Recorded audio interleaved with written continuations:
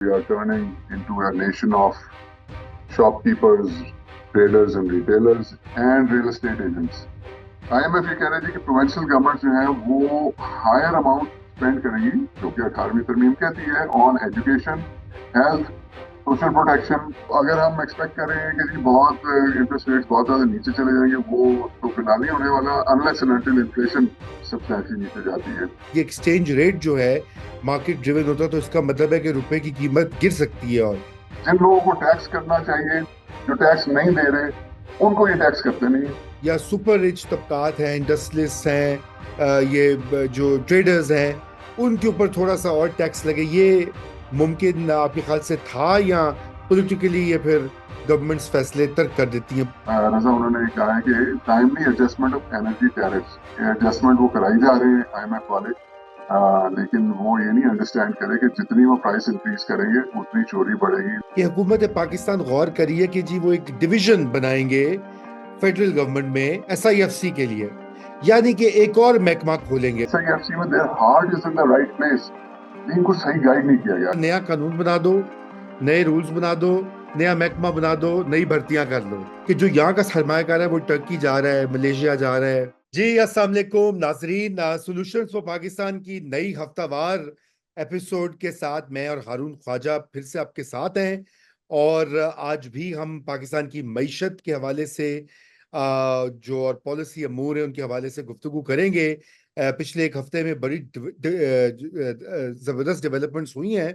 एक जो सर फहरिस्त है, वो तो नाजरीन है बुनियादी तौर पर जो आईएमएफ के साथ पाकिस्तान का माहिदा नया निगोशिएट हो रहा था, उस पर स्टाफ लेवल एग्रीमेंट हो चुका है। और ये $7 अरब जो हैं, ये पाकिस्तान को मिलेगी इमदाद। लेकिन इसकी फिर और जो है दीगर सोर्सेज जो होते हैं पाकिस्तान की मदद करने वाले, वो भी आगे बढ़कर तो पाकिस्तान की फिर वो कर्जे वर्जे देते हैं। ये डील जो है गालिबन 24वीं या 25वीं डील है पाकिस्तान की आईएमएफ के साथ। इसमें क्या शराइत हैं, क्या इसकी डिटेल्स हैं, इनके ऊपर बात करेंगे और इसका असर क्या होगा, और क्या ये पाकिस्तान की जो माशी मुश्किलात हैं उसमें किस हद तक जो है ये मदावा कर पाएगी ये डील, कुछ इस पे बात करेंगे।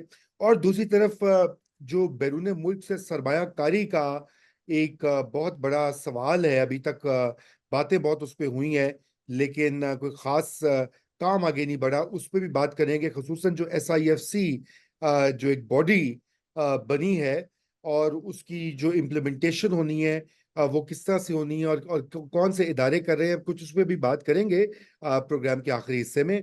तो हारून साहब वेलकम। और सबसे पहले तो मुझे आप ये बताइए, जो नाज़रीन भी जानना चाहते हैं कि ये बार बार आईएमएफ के पास क्यों जाते हैं, और इस बार जो जा रहे हैं, ये जो अग्रीमेंट हो रहा है, ये क्या हुआ है और क्या इसकी तफसीलात हैं? जी। बिस्मिल्लाहिर्रहमानिर्रहीम।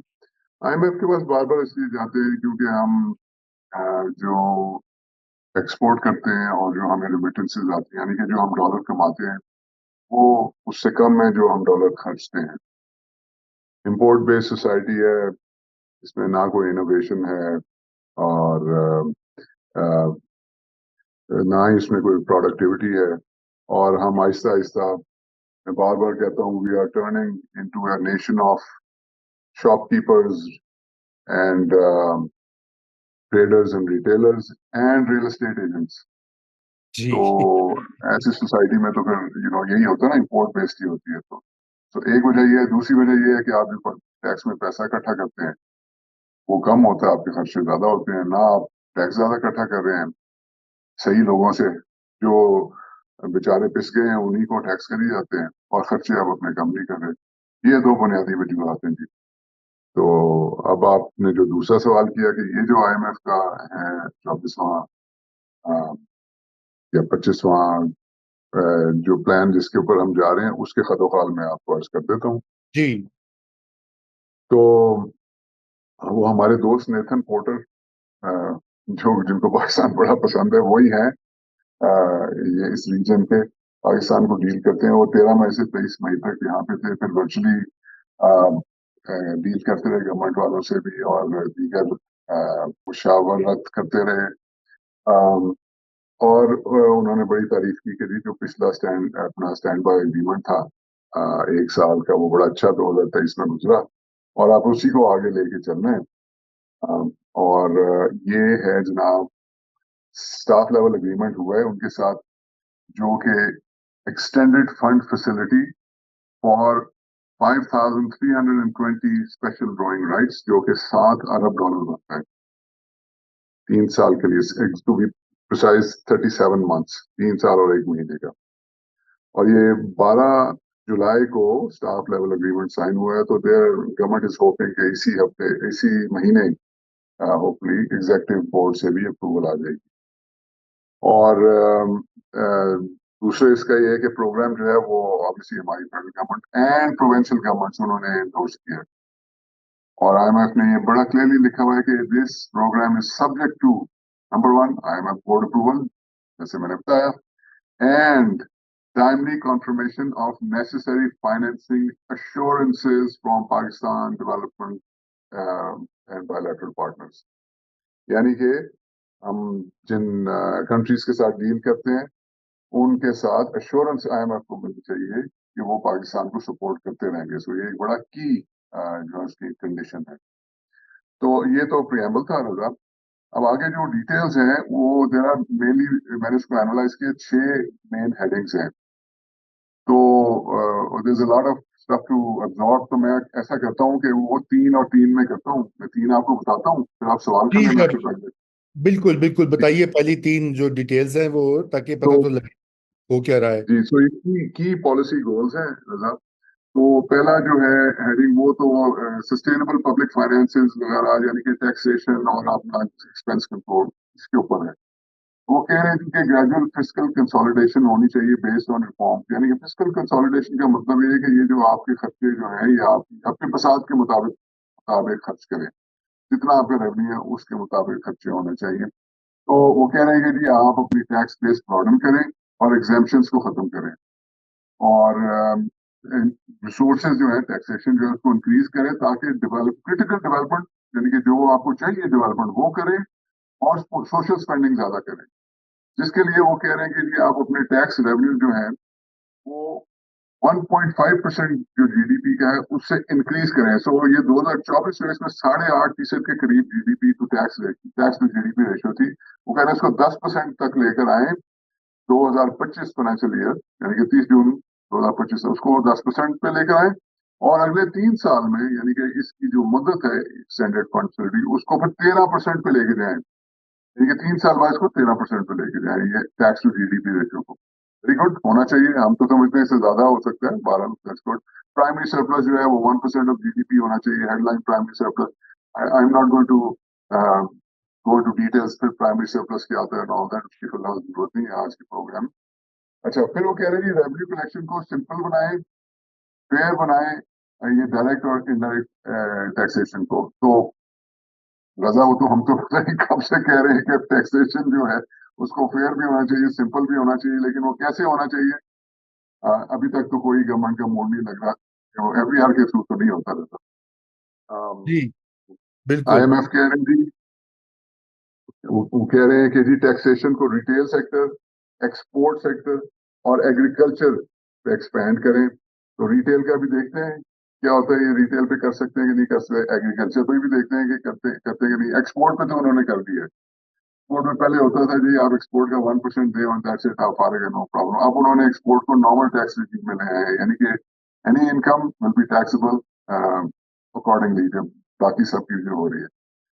फिर फाइनली वो कह रहे हैं कि जी बीआईएसपी वगैरह और सोशल प्रोटेक्शन जो है वो हेल्थ एजुकेशन के ऊपर भी स्पेंड करें, और ये BISP benefit income support program करें। बाय द वे रजा, बड़ा इंटरेस्टिंग किसी ने मुझे रिमार्क किया कि तकरीबन 600 अरब रुपए का बेनजीर इनकम सपोर्ट प्रोग्राम में इन्होंने इस दफा फंडिंग रखी है।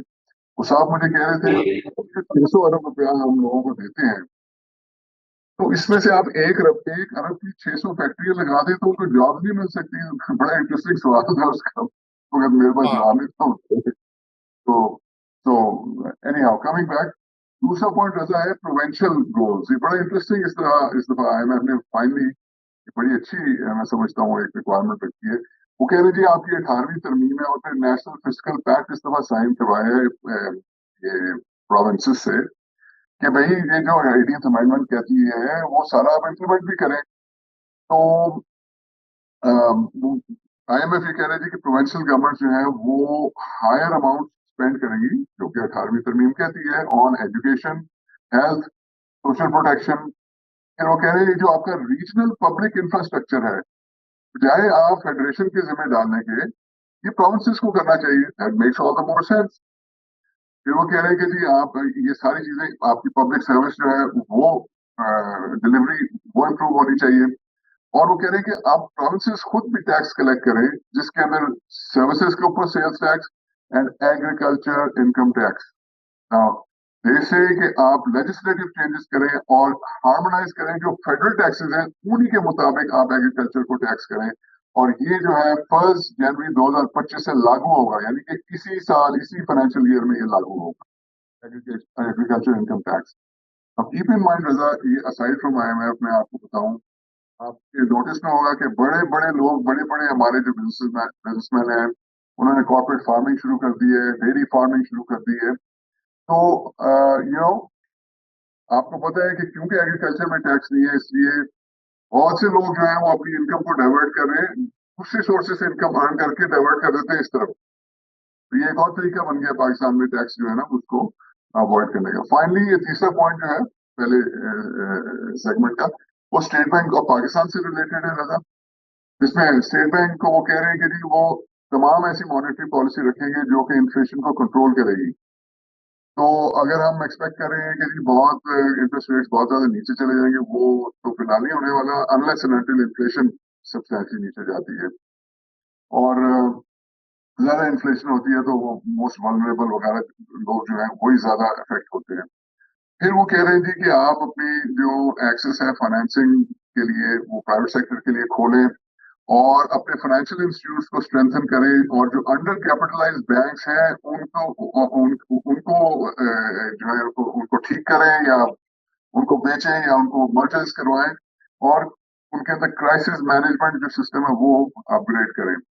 एंड फिर एक रिक्वायरमेंट ऑब्वियसली कि अपने जो एक्सटर्नल रिजर्व है उनके इंक्रीज करें, बफर्स आपके पास होने चाहिए। और जिसके लिए वो समझते हैं कि एक्सचेंज रेट फ्लेक्सिबल होना चाहिए, ये जो आप बात कर रहे थे डिवैल्यूएशन वगैरह की, तो ये भी एक उसके अंदर उनकी रिक्वायरमेंट है। फिर वो कह रहे हैं कि आप ये अच्छी बात की आपने, फॉरेन एक्सचेंज मार्केट जो है उसके अंदर आप इम्प्रूवमेंट लेते आए और इसके अंदर ट्रांसपेरेंसी लाते रहे।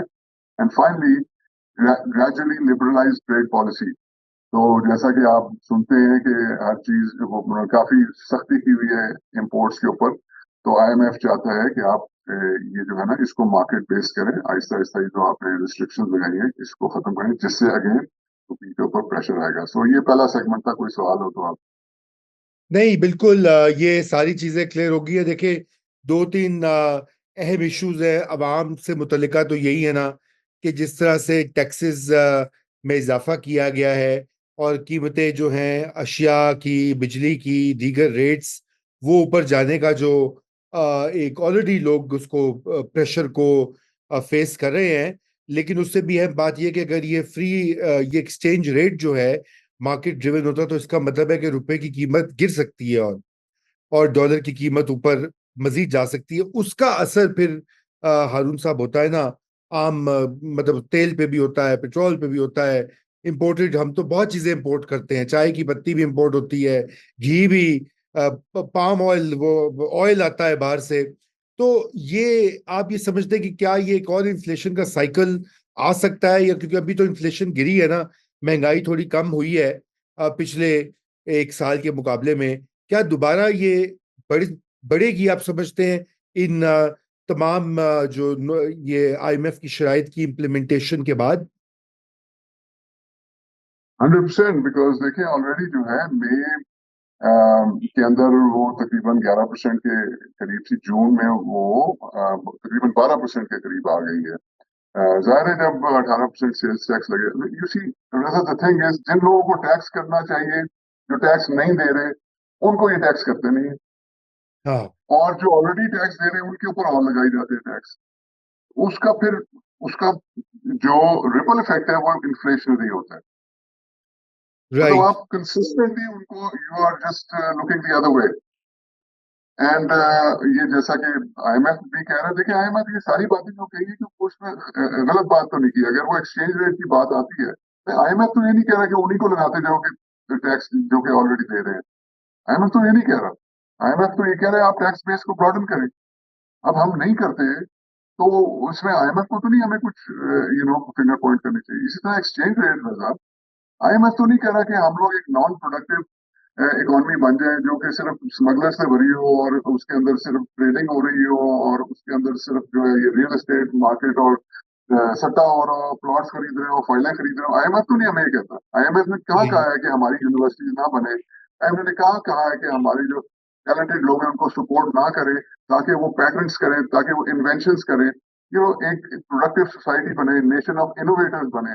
तो ये आईएमएफ ने तो नहीं कहा कि ना करें। तो जब तक आप इस तरह फोकस नहीं करेंगे आप एक प्रोडक्टिव सोसाइटी नहीं बन सकेंगे।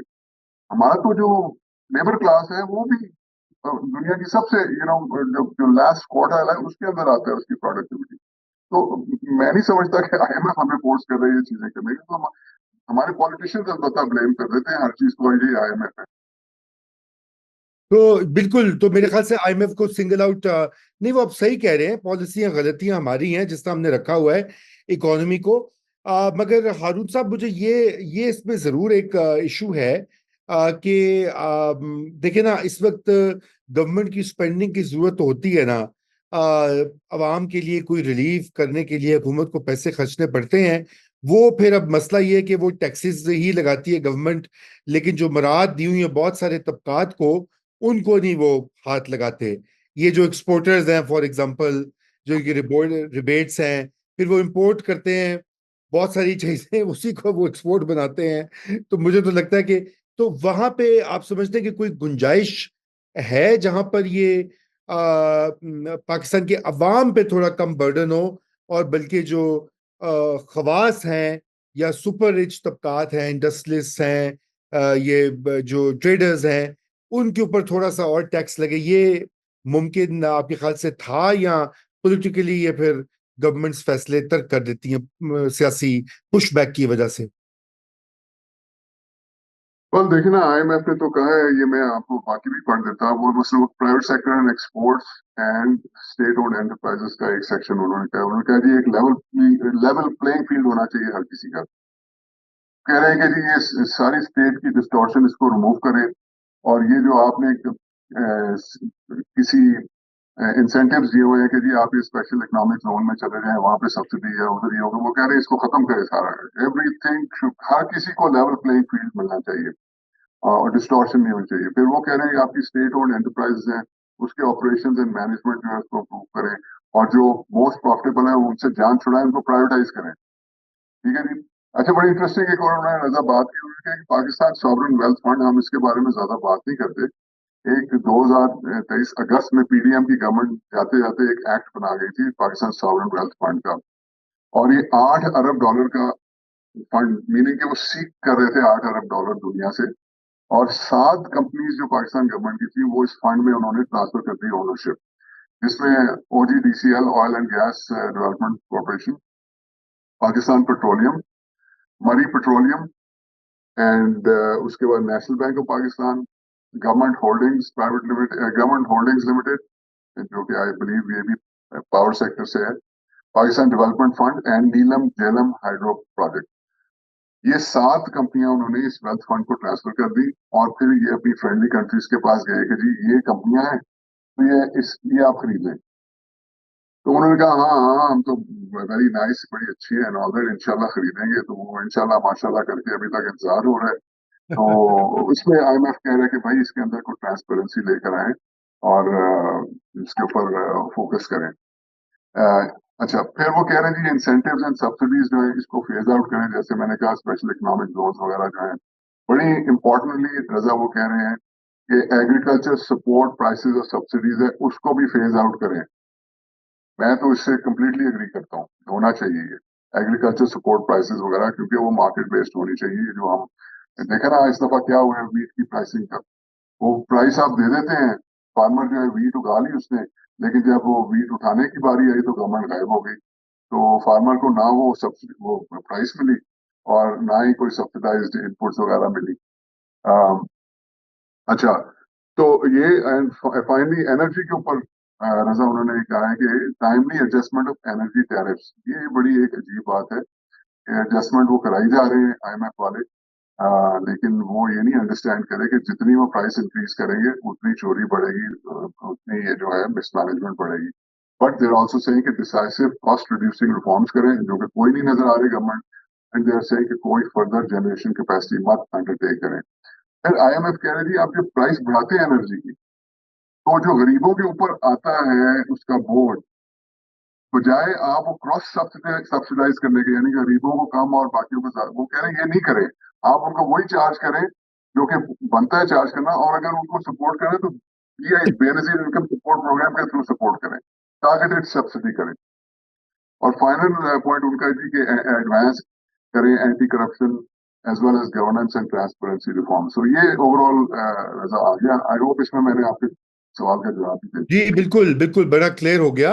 और आपने वो कहा इंशाल्लाह वाली जो बात है, तो वो अभी तक हम 100 अरब डॉलर की, या पता नहीं 80 अरब के, जो भी फिगर्स आपको पता है, रोज ही बदलते हैं। SIFC जो है वो लेकर आएगी ये जो। तो हारून भाई, ये हमने पहले भी इसके ऊपर बात की थी। और ये आइडिया जो SIFC का है, अब हुआ ये कि मुझे कुछ दिन पहले ये पता लगा कि हुकूमत पाकिस्तान गौर करी है कि जी वो एक डिवीजन बनाएंगे फेडरल गवर्नमेंट में SIFC के लिए, यानी कि एक और महकमा खोलेंगे। तो मैं बहुत ज्यादा सुनकर हैरान हुआ, क्योंकि हमने इस पर पहले बात भी की थी। और इस वक्त जो पाकिस्तान में जरूरत है कि भाई आप ये खर्चे अपने कम रखें, ये जो बेकार के महकमे आप बना बना कर और भर्तियां कर करके आप बर्डन डालते हैं टैक्स पेयर्स के ऊपर। तो मैं चाहता था उस जिम्न में भी अब थोड़ी सी बात करें कि ये अलग डिवीजन बनाने की कोई जरूरत है, जबकि एग्जिस्टिंग इदारे कितने सारे। और मैं चाहता हूं आप वहीं से आगाज करें, जरा ये बताएं कि कौन कौन से इंस्टीट्यूशंस फेडरल और प्रोविंशियल लेवल के ऊपर ये काम करने पर मामूर हैं ऑलरेडी। तो उनको क्यों ना हम इस्तेमाल करें। वो हम आगे बढ़ते हैं, लेकिन पहले आप जरा ये बताएं, क्योंकि उस दिन आप फेरिस्त गिनवा रहे थे तो मैं फिर हैरान हो रहा था जी। अच्छा रजा, इफ यू अलाउ मी तो मैं 1 मिनट में एक और पॉइंट जरा पिछले आपके टॉपिक से कर दूं। हाँ जी। मूडीज की एक स्टेटमेंट आई है। मूडीज ने कहा है जी कि बड़ा अच्छा हुआ है जी, जबरदस्त ये एक्सटर्नल फाइनेंसिंग के लिए सोर्सेज खुल जाएंगे पाकिस्तान के, ये जो आईएमएफ का बोर्ड अगर अप्रूव कर देता है। साथ ही मूडीज ने कहा है जी कि 2025 फाइनेंशियल ईयर जो है उसमें हमारी फाइनेंसिंग रिक्वायरमेंट्स एक्सटर्नल जो है वो 21 अरब डॉलर की है, और अगला साल 2026 जो है वो 23 अरब डॉलर की है, और हमारे करंट रिजर्व 9.4 बिलियन डॉलर है। मूडीज जो है वो बड़ा वर्ल्ड है। वो कह रहे थे कि ये इन सब को सर्कमवेंट करने के लिए ये सारे एक्सटर्नल फाइनेंसिंग जो है इकट्ठे करने के लिए ये अमाउंट्स, वो कह रहे हैं जी आपको कंसिस्टेंट रिफॉर्म चाहिए फॉर द सक्सेस ऑफ ये जो आईएमएफ की फैसिलिटी है। लेकिन वो कह रहे हैं जी कि वीक, उन्होंने 3 चीजें की हैं: weak governance, high social tension, यानी कि ये जो बिजली के रेट बढ़ रहे हैं और महंगाई बढ़ी, and कोalition government lacking strong mandate. ये 3 इश्यूज मूडीज ने आइडेंटिफाई किए हैं, और वो कह रहे हैं इसकी वजह से पोटेंशियली ये थ्रेटन कर रहे हैं आईएमएफ के जो future reviews and access to external financing. So बड़ी मीनिंगफुल ये मूडीज की एक आई है। कमिंग बैक टू आपका जो सवाल है SIFC के बारे में, इस पर रजा हमने पहले भी बड़ी डिटेल में काफी दफा, 2-3 दफा बात की है। तो मुलाजा कीजिए कि ऑलरेडी हमारे पास इन्वेस्टमेंट के कौन से इदारे एग्जिस्ट करते हैं। बोर्ड ऑफ इन्वेस्टमेंट जो फेडरल का है, उसके बाद उसके नीचे 4 बोर्ड ऑफ इन्वेस्टमेंट प्रोविंसेस के पास है। ठीक है, 5। फिर है जी SEZ authority, special economic zone authority, वो भी यही काम कर रही है जी, इन्वेस्टमेंट को प्रमोट कर रही है। फिर है जी CPEC अथॉरिटी, उसके लिए अलग बनाई हुई है, वो भी इन्वेस्टमेंट की है। उसका प्लानिंग कमीशन के अंदर एक CPEC का जो है वो अलग विंग बना हुआ है। बिल्कुल बिल्कुल। ठीक है जी, सो ये कितने, 5, 6, 7, 8 हो गए। हाँ उसके बाद जनाब हमारे पास काउंसिल ऑफ कॉमन इंटरेस्ट है। बिल्कुल है, बिल्कुल है, बिल्कुल। बड़ा हाई उसके बाद लेवल। हमारे पास फिर हमारे पास ministry of inter provincial coordination है। दुरुस्त, बिल्कुल वो भी देन है। We also have the planning commission itself, जिसका काम भी यही है बिल्कुल। अच्छा, ये बिल्कुल। सारे कुछ हैं, उसके ऊपर फिर हमने SIFC बना दी। इन द मीन टाइम हो क्या रहा है कि सारे जो लोकल इन्वेस्टर है वो कोई दुबई जा रहा है, कोई टर्की जा रहा है, कोई मलेशिया जा रहा है, दूसरी कंट्रीज में जा रहा है, और हम समझते नहीं है रजा, ये सीक्वेंस जो है इन्वेस्टमेंट का, वो पहले आपका लोकल इन्वेस्टर जो है वो इन्वेस्ट करेगा। मैं बार बार कह कह के थक गया हूँ कि वो इन्वेस्ट करेगा, BMR करेगा, अपनी फैक्ट्री के अंदर मॉडर्नाइजेशन करेगा, उसको एक्सपेंड करेगा, सबसे पहले वो ये करेगा। जब वो ये करेगा, और जब वो बात कर रहा होगा किसी अपने कजन से, अपने दोस्त से, अपने रिश्तेदार से बाहर जो लंदन में बैठा है, अमेरिका में बैठा है, दुबई में बैठा है, कि यार यहाँ पे तो बड़ा कुछ हो रहा है, मैं तो फैक्ट्री डबल कर रहा हूँ, वो उस वजह से अट्रैक्ट होकर यहाँ पे आएगा। कौन? एक्सपैट पाकिस्तानी आएगा, नंबर 2 वो आएगा। जब वो आएगा और वो जब अपने किसी दोस्त पीटर, डैनियल, विल या स्मिथ के साथ बात कर रहा होगा, वो फॉरेन इन्वेस्टर फिर उसको देखकर आगे। ये सीक्वेंस है, ये आप चेंज नहीं कर सकते, ये सारी दुनिया में इस तरह होता है। लोकल इन्वेस्टर, एक्सपैट पाकिस्तानी, उसके बाद फॉरेन इन्वेस्टर आएगा। तो SIFC जो है देखें, वो उसके थ्रू हो सकता है कि government to government understanding develop हो जाए, कोई एक दो इन्वेस्टमेंट्स भी आ जाए, या पाकिस्तान सॉवरेन वेल्थ फंड के अंदर आ जाए, रिको डेक के अंदर आ जाए। लेकिन उससे उसी कोई आपकी जॉब्स नहीं क्रिएट होंगी, उससे क्या होगा? एट बेस्ट हमारे जो रिजर्व है थोड़े बहुत बढ़ जाएंगे। लेकिन रिजर्व जो है वो 9 अरब पे हमारे रिजर्व है, तो पहले ही नेगेटिव में है। 11 अरब के अगर आप काउंट करें ना, वो जो डॉलर रखवाए हुए हैं चाइना, सऊदी अरेबिया, UAE ने, तो 9 अरब हमारे पास, हम तो वैसे ही -2 में है। तो आप कितने को ले आएंगे ना इस अम्ब्रेला के अंदर? ये this is not real investment, जिससे जॉब्स क्रिएट हो, जिससे इकोनॉमिक एक्टिविटी क्रिएट हो, टैक्सेस उससे उससे जनरेट हो। तो मैं समझता हूँ कि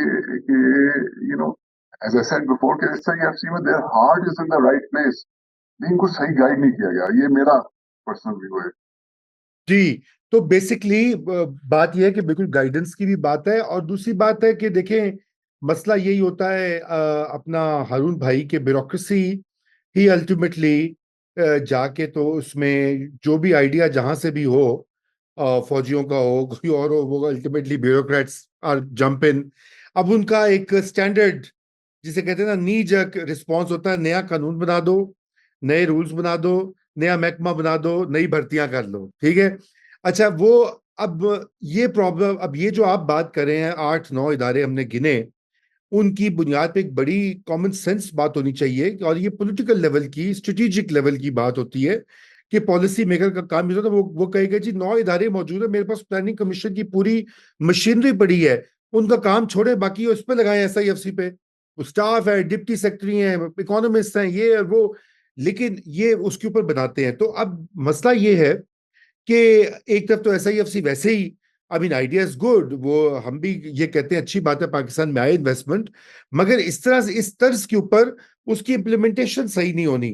तो अभी मुझे आप ये बताइए कि हम इसको जो है, इस मामले को अ, आगे भी डिस्कस करेंगे। मैं समझता हूँ कि हमें ये जो इदारे हैं ना इन्वेस्टमेंट वाले, हमें इनका भी जायजा लेना चाहिए, one by one board of investment के ऊपर बात करनी चाहिए, इसकी क्या कारकर्दगी रही है, अगर इसकी कारकर्दगी में मसले हैं तो कैसे ठीक करें। पंजाब में तो आपने खुद इन्वेस्टमेंट के, आपने बनाई थी पूरी अथॉरिटी, और उसका क्या एक्सपीरियंस रहा है, उसके ऊपर जरा बात करें।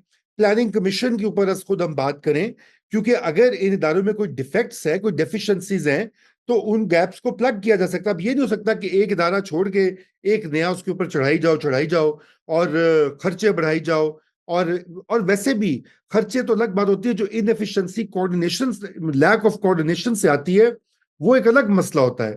तो फाइनल में आपसे ये चाहूंगा कमेंट, कि इस वक्त जो आपने एक बड़ा, एक टेलिंग जुमला बीच में कहा था, कि जो यहाँ का सरमायाकार है वो टर्की जा रहा है, मलेशिया जा रहा है, कहीं और बांग्लादेश में, मुझे याद है एक जमाने में टेक्सटाइल वाले जाना शुरू हो गए थे। वियतनाम में मेरा एक दोस्त है, उसने वहां पे मिल लगा ली है, स्कूल में होता था मेरा, मैंने कहा वहां तुम क्या कर रहे हो, यहाँ लगाओ, गुजरांवाला जाओ, सियालकोट जाओ, फैसलाबाद जाओ।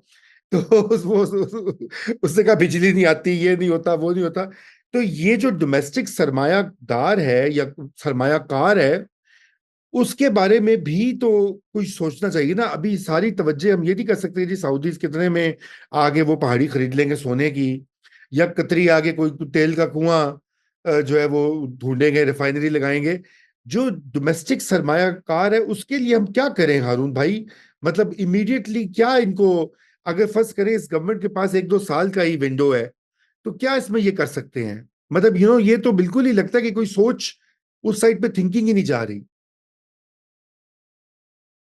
3-4 चीजें करें। सबसे ठीक। पहले, अगर आप इंटरेस्टेड हैं जानने के लिए क्या करना चाहिए पाकिस्तान का, तो जुमेरात को 25 तारीख को पाकिस्तानी टाइम 3 बजे से 5 बजे तक webinar Pakistan institute of development economics का, उसके ऊपर मैं एक वेबिनार कर रहा हूँ। हम्म। आप उनकी वेबसाइट पर जाएं और ये मेरे ख्याल से एक आधे दिन में उसका लिंक डाउनलोड हो जाएगा और वो आप अटेंड करें तो आपको पता लग जाएगा कि पाकिस्तान को कैसे ठीक किया जा सकता है। सो एक बात तो ये, पहले तो ये करें, उसको देखें। दूसरा, मैं समझता हूँ कि ये सारी जितनी भी हमने गिनवाई हैं, अथॉरिटीज और ये बोर्ड्स और ये कमीशंस, इन सब को कंसोलिडेट करके अगर आपने बनानी ही है SIFC की डिवीजन, तो इन सब को उसके अंदर कंसोलिडेट कर दें। ये बोर्ड ऑफ इन्वेस्टमेंट और SEZ अथॉरिटी और CPEC अथॉरिटी और फलाना फुला और प्लानिंग कमीशन जो है उसके रोल को बहुत स्ट्रिक्ट कर दें। उसका रोल सिर्फ और सिर्फ प्लानिंग का हो, दैट इज इट। ये एक ऐसा इदारा है, मतलब देख लिया ना आपने प्लानिंग कमीशन ने 75 साल में क्या किया और क्या देखना चाहते हैं। तो इस प्लानिंग कमीशन का कोई फायदा नहीं है।